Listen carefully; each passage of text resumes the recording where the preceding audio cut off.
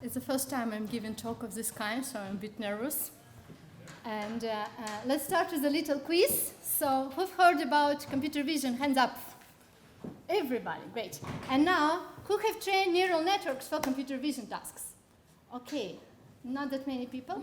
Great, so I tried to make this talk more like an introductory, so everybody can understand, those who did not train neural networks especially. Those who trained will be maybe a bit bored, sorry, but you know, I hope I'll do my best job not to let you fall asleep till the end.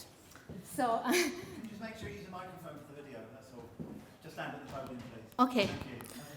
Okay, so my name is Tatiana Habruseva. I'm going to talk about Python for computer vision. So what is the computer vision? In the computer vision, we want to make computers see. And the vision begins with getting visual information. So you can see here two cameras on the wall. You actually have cameras everywhere. Now everybody has a smartphone with a camera. You have baby monitors. You have lots of security cameras and other sensors, infrared cameras, LiDARs, etc. And all that produces a vast amount of visual information every second. Every second we are getting lots of videos, we are getting lots of photos, and all that information we want to analyze with the means of machine learning. So let's consider one example. When you look at the picture, you straight away see that this is a girl, and this is a cat, and you can see the face of the girl, and you can see how happy she is. And the cat, I'm not so sure. So by making computers see, what I mean is making computers to gain that high level of understanding of images and videos, just like we do when we look at the picture. And this is not an easy task.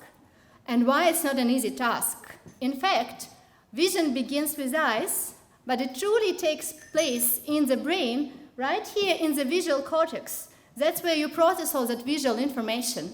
And it took Mother Nature 540 million years to accomplish that task.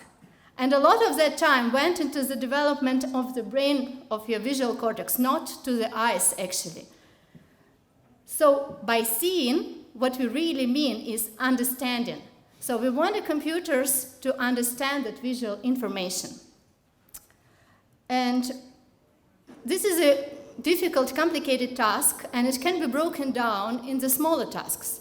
So the typical computer vision tasks today are classification. So we want to see what is that on the picture. We see it's people. Identification or recognition. Who exactly is that? Well, it's Uma Thurman and John Travolta. All of us may recognize it. And object detection. Where exactly is that? Right here. Segmentation, where exactly is that you have a masks of the persons. Then pose estimation. And from that, action recognition, what they're doing, dancing.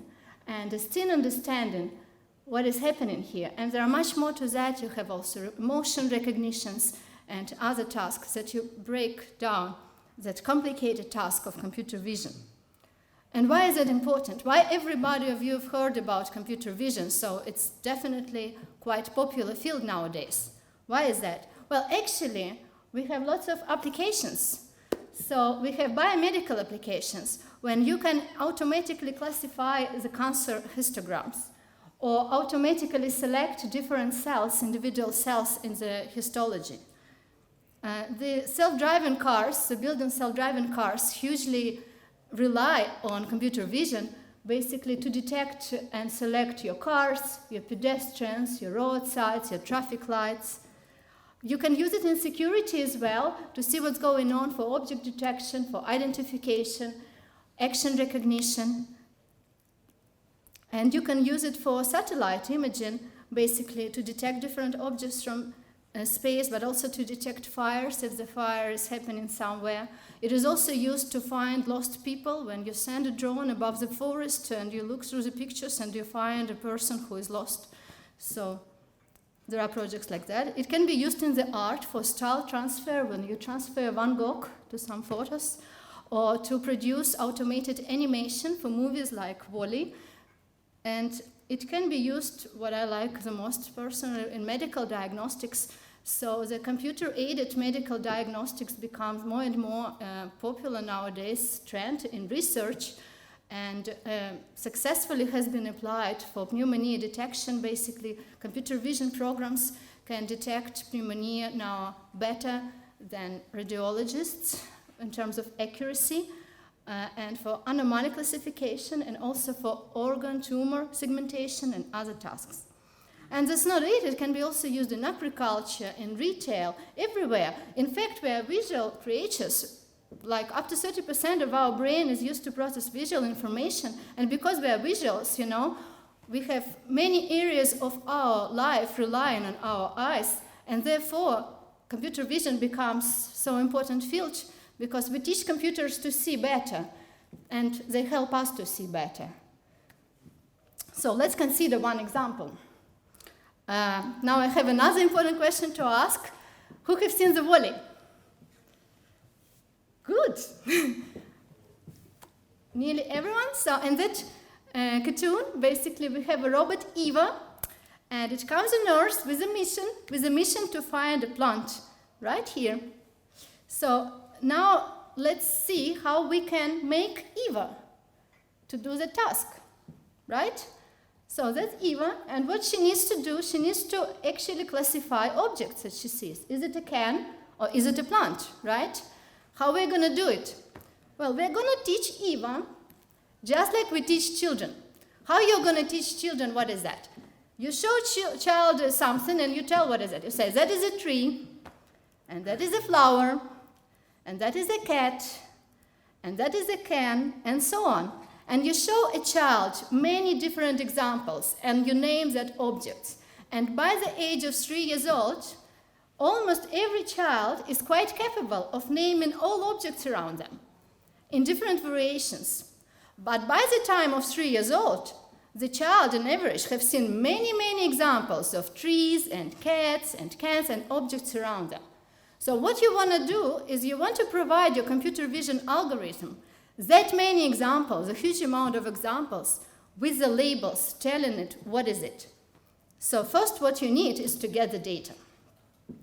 And luckily, there is a great open source ImageNet library where you have around 50 million images in 22,000 categories of everything really, like trees and cats and dogs and so on. So you actually go to imagenet.org, you type a tree, let's say, and you get many pictures of the trees and so on. So basically you can get all those pictures from that ImageNet dataset, but there are other also datasets more specialized for self-driving, some datasets with medical data, some datasets for pose estimation, for emotions estimations, etc. So basically you get those data, and now you want to send them to your program. So from the computer vision, from the computer point of view, what is the image? An image is actually just an array of numbers. It's a two-dimensional array of numbers known as pixels, and to represent colors you have 3 channels, red, green, and blue, and a mixture of them produce every color in the visible spectrum. So basically what you are doing, you are sending a multidimensional array of numbers to your machine learning algorithm. And then magic happens and it gives you output. It gives you output in the form of probabilities, what it thinks it is. It could be a tower, a cat, a tree, etc. So basically the most probable answers and their probabilities. And the particular class of machine learning algorithm that performs this task well is called neural networks. The neural networks were inspired by our original neural networks in the brain. So in the brain we have many neurons, and those neurons get signals from the other neurons and transform it further to the next neurons. And basically in the artificial neural networks, you have a neuron-like unit that takes inputs, from the other neurons, weights it, summarizes it, applying a linear function to it, and transforms it further. And in a typical neural network that you use now, for computer vision tasks, you have about 24 million nodes. It's a lot of parameters. You have 140 million parameters. Of course, it depends on architecture, but like just to give you a taste of it. And about 50 billion of connections. And in the brain, you have much, much more. You have like 10 millions more neurons and so on. So basically, you have that huge, huge computer program that you want to optimize, like with billions of parameters. And what happens is that you send your data, it goes from layer to layer, from layer to layer, and then it gives you an output. Yeah, and then you look at that output and you compare it to the label that you want to get. So this is called supervised training. So you send the data and you send the true label. You know it's a tree. You tell the program it's a tree. And you get an output from your program. And then what you do, you measure mismatch between your output and your true label. You introduce what is called loss function, which actually characterizes that mismatch between the predictions of the model and the true labels. And now what you want to get, you want a model to give you an output which corresponds to the truth. So you want to run that picture through a model and get an answer which is tree, right? So you actually want to minimize that loss function. And if you consider a loss function just as a function of two parameters, it is like two-dimensional landscape. And where you want to go to the minimum of it. So you want to minimize it. And it's done through the gradient descent, through backpropagation algorithm. I will not go into details here, but you can see the deeplearning.ai course of Andrew and G. And so far, from all I've seen, it's the best course on deep learning. Very easy to understand, very well communicated. And he explains very well the backpropagation and gradient descent approach. So that's how you minimize your loss function. And just to explain it a bit simpler, it reminds me a lot of the guitar tuning. So sometimes I play a guitar, but it usually happens just once upon a time. So every half a year you take a guitar and you want to play and it's not tuned, of course. So what you're going to do, you go to your tuner on your computer or on your phone, you put it on, you pull the string and it tells you, oh, that is not right. It is not happy with the output. Then I go back and I tune a bit of a string, right? So that's what you do with your model. You backpropagate that loss function, you tune a bit of parameters. Then you look at the output again, and you tune it a bit more, and you tune it more, and you tune it more, unless you're happy with your output. Guitar is tuned, right? So it a bit reminds me of the same logic here. So once you tuned your model and you get outputs that you want to get, it's time to validate it. How you validate it? You show your model a picture that it did not see. It did not see that image of a cat, let's say, yeah? And you see what it will guess. So you propagate it through layers and you get an output, hopefully a cat, right? And that's how you validate your model. And then you're ready and you send Eva to the wild, and that is your test time. Well, of course, it's a simplified example. There is much more into it. But that's how it, in general, on a high level, that's how it's done. And the Python is a language of machine learning. That's how you actually implement it. And you do it for a good reason. The Python has a lot of frameworks. It has deep learning frameworks. It has PyTorch, Keras, TensorFlow was today talk just before the lunch. And it also has very useful frameworks for working with images like OpenCV for augmentation, for visualization, working with arrays, etc. So having all those frameworks really helps you to build pipelines very easy. Actually, you don't have to implement everything from scratch because everything is already there. You just put it as a Lego, you know, one on top of the other. So we're going to build now easy peasy pipeline for the classification, right? First, let's get the data. Well, we will not download ImageNet. It's just huge. as you may expect. So there are smaller data sets. One of them commonly used in research is CFAR 10 dataset. It has 10 classes named here and really tiny, tiny pictures, so they don't take that much memory. And guess what? I use PyTorch framework myself. I use also Keras and TensorFlow, but because we already had a talk about TensorFlow, just to be different, I decided to give example in PyTorch, so you can see both, you know. So I must say that TensorFlow 2 and all the innovations, I really love them. So they actually tried to bring TensorFlow close to PyTorch in a way, implement things which were good in PyTorch now in TensorFlow 2.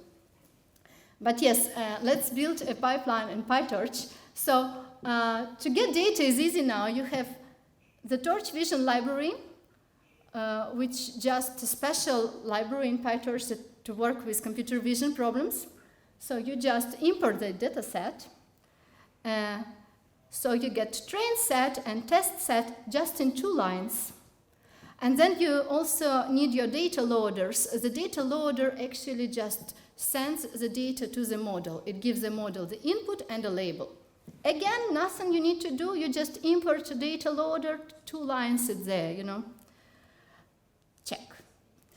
Now, often you want to preprocess data. We will not do it in this example, but in general, you usually want to preprocess data. For instance, you want to resize them to square. And for preprocessing data, you can use OpenCV library. It's very useful for working with images. So you first load image. Then, for some reason, I don't know why, they changed the sequence of the channels from red, green, blue to blue, green, red. I don't know why they did it, but so every time you open it with OpenCV, you usually want to convert column. And then you can resize it. So that's how you, let's say, preprocess images with OpenCV. And often you also want to augment images. The images augmentation is important because let's say you have a parrot and you give your program a parrot, yeah? But in the real life, a parrot can be looking other side. It can be zoomed in. It can have a different color. It can have different illumination conditions. So to reflect all that, what you do, you can take your picture, your image, and augment it, change it a bit, right? Vary it a bit. So the program can see different variations of the same image. So when the program actually needs to predict some real data, it has seen the all variations, zoomed in, zoomed out, different illumination conditions, and so on. And to do that, you can use the augmentations. Again, you don't need to do that all yourself. There are libraries for that. I personally prefer this library called Argumentations. Very easy to use. So you just write all transforms you want to make. So you want to do, let's say, crop and horizontal flip with some probabilities, how often you want to do it, and let's say hue saturation. And then you apply those transforms to the image just in 2 lines. And you can do augmentations before, so basically augmenting your images and saving them on your hard drive, or you can do that on the fly, basically if you write your own data loader and data set class. As we have seen today in TensorFlow, if you came to the talk, you can design your own data loaders and data sets, and you can put augmentations there and do that on the fly as well. So, done. We've done preprocessing. Now we want to set up a model. Again, nothing you need to do. The Torch Vision has it all.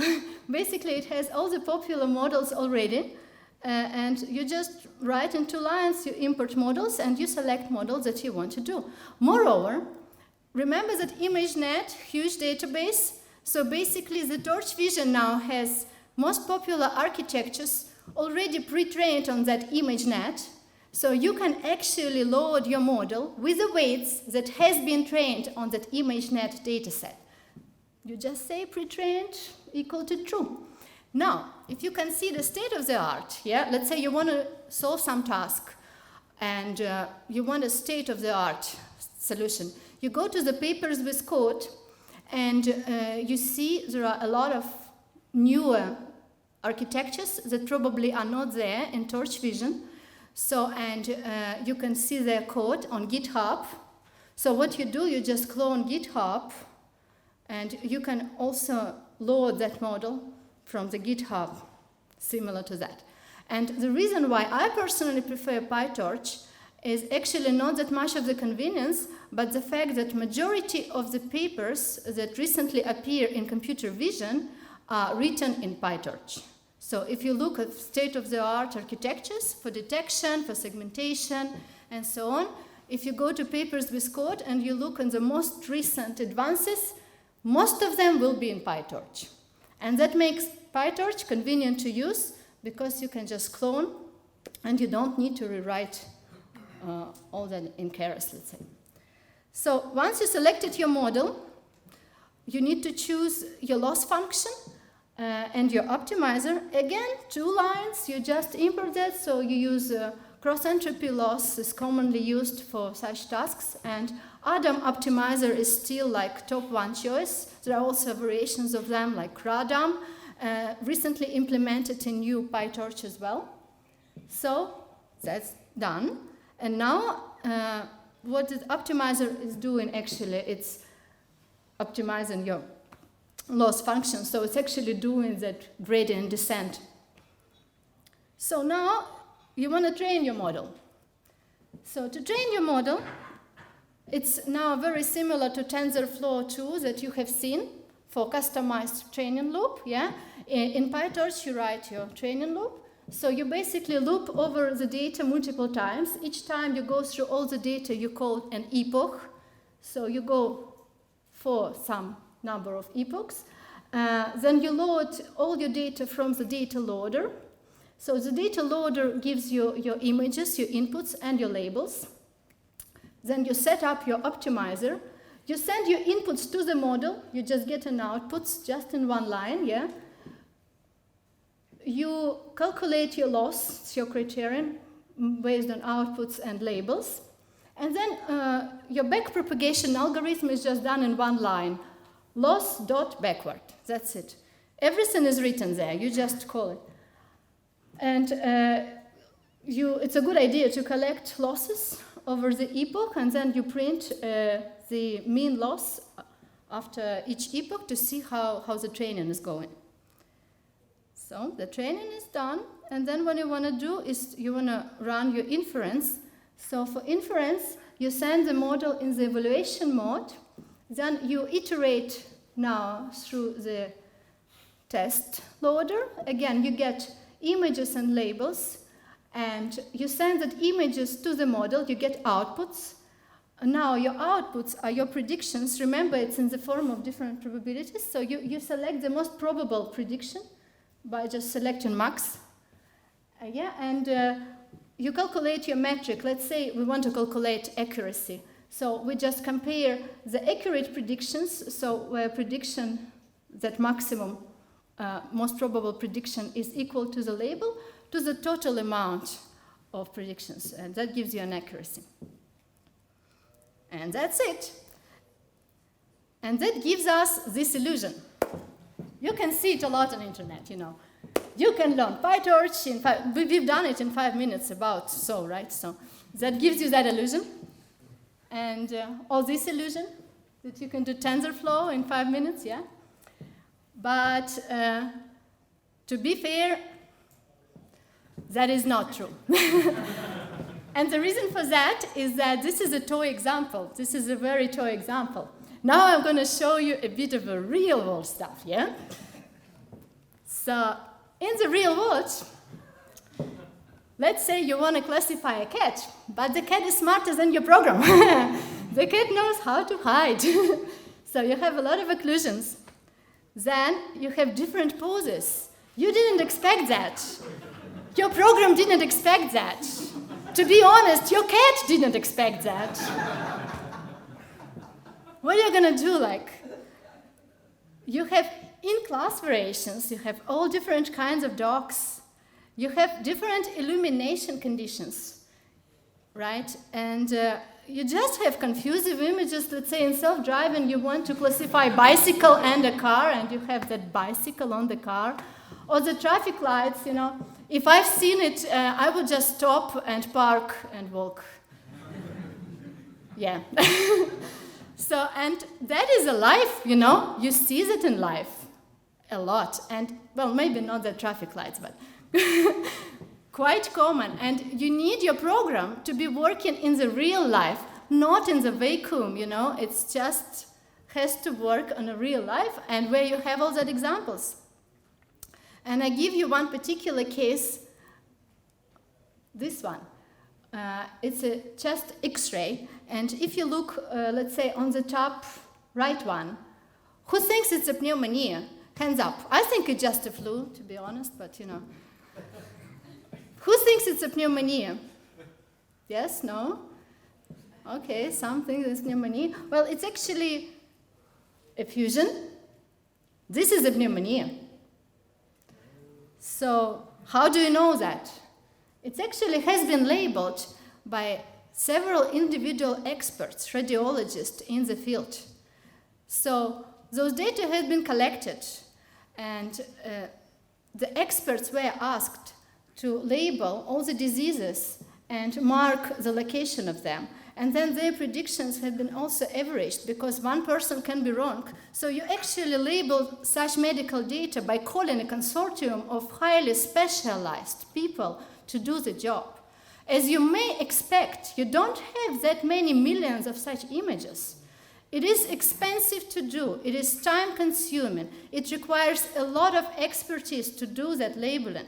So with time, of course, now people are growing that medical database. So over the next few years, it's growing, and in the 10, 20 years, we are going to have a lot of data. But right here, right now, we don't have that many medical databases with well-labeled data for a good reason. It is hard to do. It relies on the human expertise. So what are you going to do? Here is where your augmentation comes in place. You take one image. This is the same image, but just different variations. You have one image with label. You twist it a bit, you rotate it a bit, but not too much. For instance, if I just do a horizontal flip, I break the logic of the problem. So you have to be careful with the augmentations as well.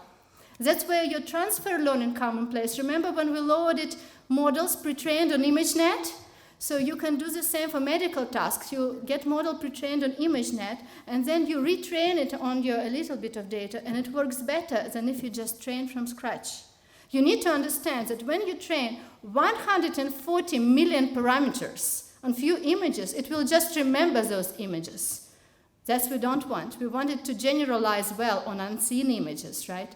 So, and that is a task of the real life that we are facing to. And finally, I want to show you one thing here.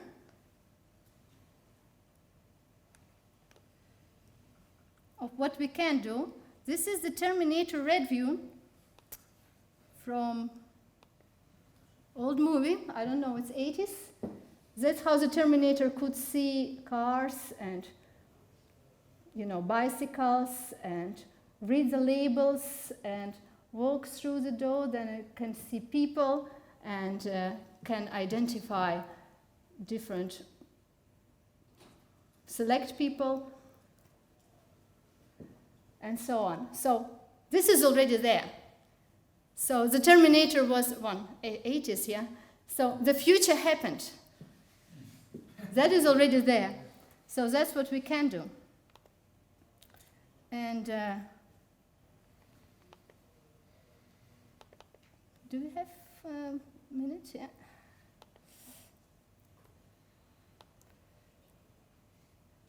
And for the last thing, I want to show you also what we still can do. Oops. So if you look at that image, you can see straight away that the man is standing on scale, and Barack Obama came from backwards and stepping on scale just to make, the measurement a bit higher. So, and the person looks quite confused, and the people behind are laughing because they see what's going on, yeah? What you can see straight away is that there are 3 mirrors, and you see those are mirrors. So that's what our computer program still can do. You understand the physics of it. You understand that by stepping on the scale, is gonna, increase the measurement because you know how the gravity works. You understand the 3D structure of this thing. You understand that it's staying on top of that scale. You understand the status of people. The funny situation that this is the president, ex-president of US, Barack Obama, makes it funnier. And you understand clearly what's in people's mind and why they're smiling. And we are not even close to that. We didn't even start thinking how to make computers to understand people's mind. And of course, you understand intentions and humor. And this is also something that we cannot do. So this is something which is a next challenge. So we teach the computers on the 3-year-old child to recognize objects and classify them. And now the challenge is to go from 3 years to 7 to 10 and beyond. And those are the references if you want to learn more about computer vision. There is a deep learning course. There is a great Stanford class, CES 231, very nice. There are MIT computer vision lectures of Lex Friedman. And there is Andrei Karpathy blog, where I took that picture with Barack Obama from. And if you did not fall asleep, please ask questions.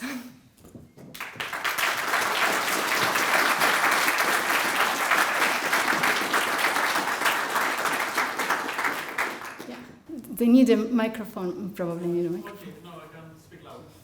Why we feed computers images and not 3D models? Once again. Why we provide images to computers instead of 3D models? Okay, so the question is why we provide images to computers instead of 3D models. It's actually not exactly right, because we have also a lot of going on in self-driving where you provide the data from LiDARs. And LiDARs is actually the laser scanning your scene. It is actually 3-dimensional point cloud data. And there are point net architecture now, faster point net or CNN came in place, where you actually directly use that 3D point clouds to your program.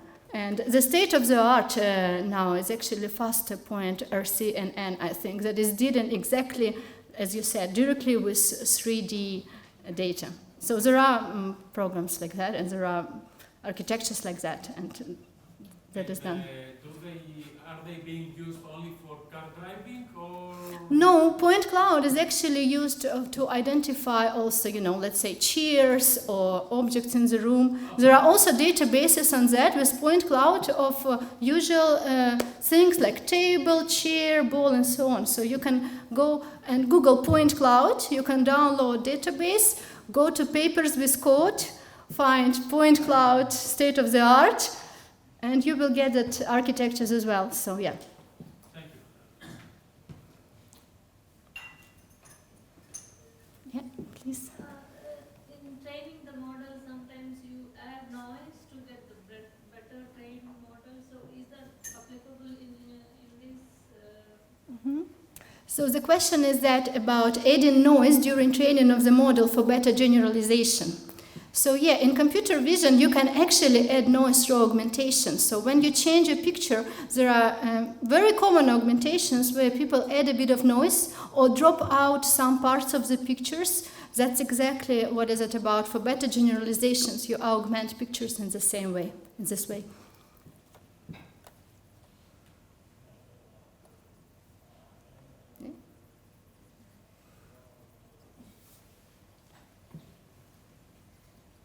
Okay, so it doesn't seem like we have anyone else for questions, do we? No? We do. Yeah, can we have I don't know the state of art, can we just train like 20 pictures and we can identify an object correctly? Okay, the question is that can we actually train 20 pictures and identify objects? So the thing is that that neural networks algorithms, they have a lot of parameters, yeah?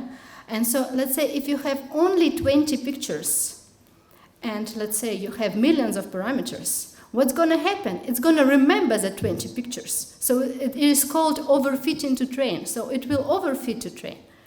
So, however, having said that, I've seen some competitions on computer vision where you have just 100 examples. That's not much, just 100 examples. And by introducing a lot of heavily augmentations, changing a picture a lot, it was possible to actually train a model. But again, you need to choose your model carefully. The bigger is the model, the more parameters you have. So sometimes you probably don't want that big model, yeah? But on the other hand side, the deeper network can extract more complicated features from your images. So there is no universal answer to that, because it A, depends on your data, B, depend on your task. So I cannot answer that in general case. But yeah, having fewer pictures possible to train the network if you use right tricks for that. Yeah. From your experience, do colors usually help the detection of the computer vision algorithm, or are they standing in your way? And so, because I have a very small experience in computer vision, and I was used to use black and white picture. Again, so the question was, do color information really helps you to extract better features from your model and to generalize better? And again, there is no universal answer to that, because some information is just generally black and white, like that chest X-ray, and some information is colorful, like, let's say, trees and so on. So in general, if you have general computer vision task, if you just make it all to grayscale, it does not work that well for me. So actually the color information helps. However, I can assume that if you just use a black and white kind of problem straight away, you may consider just only using the one channel. Then in your input you just send one channel, or you convert all the pictures to the grayscale. They're actually already grayscale. And you benefit from it in the way that you then have fewer parameters. So with fewer parameters, you overfit less. So, again, it depends on the task. But for general tasks, like, let's say, I've done on Kaggle fashion recognition, of course. So moving all to grayscale actually degraded the results. So having a full color was better. Thank you. So in the deep learning model, which exact activation function do you use? Is it sigmoid or range? So the question is that what metric, what accuracy function you use in deep learning models. So, and again, the answer depends on your task. So there are several metrics that are commonly used in computer vision tasks. So for instance, if you want to classify objects, you can use accuracy, right? But if you want to detect objects, it's commonly used mean average precision. In segmentation problems where you select mask, people often use intersection over union. So they see your predicted mask and your ground truth and how much they overlap compared to their union. So this is called intersection over union. And then from this intersection over union, you can also find it at different thresholds, average it, and it will give you mean average precision again. So there are different metrics for different tasks. Again, in the classification, you can also use F1 score, F2 score, not just accuracy. So if you are doing it not for competition but for life, what I suggest that you select a range of relevant metrics and you just check them all, because some metrics behave better for some class imbalances, while other metrics behave better for the other class imbalances. And you want to make sure that your program is doing well, so just try to calculate all the metrics and see, how is it going in all of them. But when I combine all those matrices, it might, give me a totally different result. Once again? If I combine all those matrices, all those models, it might give me a totally different result. Basically, what you're optimizing the loss function.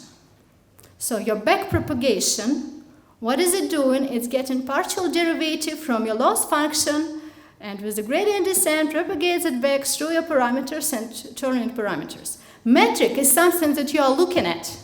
You're looking at it. Your program is optimizing loss function. So choosing your loss function actually can help. Not necessarily you want to cross entropy, You can have soft dice, and there are a range of other loss functions that you can use for your model, depends on your task, to generalize better and to optimize better. But the metric is something that you look at. So you can print out as many metrics as you wish, and to look at them. Which one is more powerful, OpenCV or CNN? So the question is that which one is more powerful, OpenCV and CNN? And the thing is that those are entirely two different things. CNN is a convolutional neural networks, and OpenCV is a library for working with images. The OpenCV will allow you to implement some useful things. It can plot boxes around your masks, it can select masks, and so on. And convolutional neural networks is you build your own model for your own task. It's flexible. So, of course, for your, if you don't have a basic task, just something trivial things to do, you need to go for convolutional neural networks. However, if you need to do some really, really easy stuff, just using already what is implemented in OpenCV will be just faster. So if you want to optimize the result of all resources, you look at your task and you use what is the fastest to do, kind of. Professor, I'm really sorry, but we ran out of time. So thank you very much.